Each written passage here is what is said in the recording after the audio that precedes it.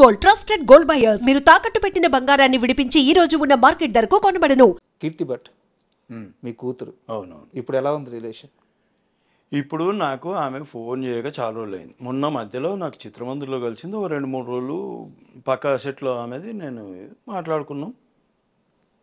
మాట్లాడుకొని ఇంతే. దాని తర్వాత మళ్ళీ ఏదో ఇంక తర్వాత నుంచి ఇంకా ఫోన్లు ఏం లేవు. నేను అప్పుడే ఏదో ఇంటర్వ్యూ వచ్చింది, ఏదో నేనేదో నెగిటివ్గా చెప్పినా నేను ఆ పిల్ల గురించి అని ఏదో క్వశ్చన్ చేసింది. లేదమ్మా నేను ఒకసారి ఫోన్ చేసి అడిగింది. ఫోన్ చేసింది.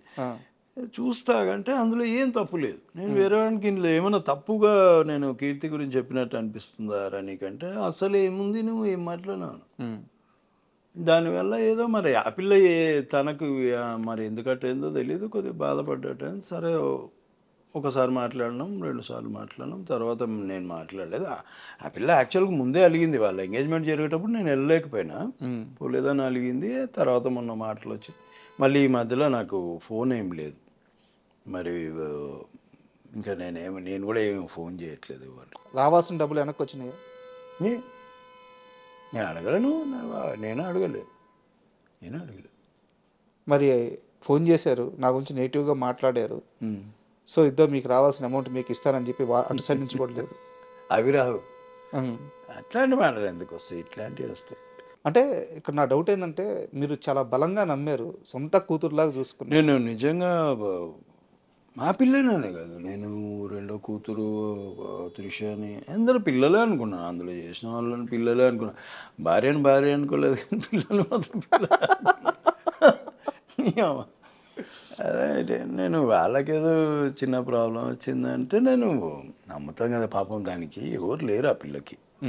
సో అది ఒకటి మైండ్లో ఉంది నాకు. కానీ రాను నేను అనుకున్నారే మనసు ఇచ్చి చూడనే సీరియల్ చేసిన మనసు నేనే ఇచ్చినా కానీ ఎవరు ఇవ్వలేరా మనసు అనుకున్నాను.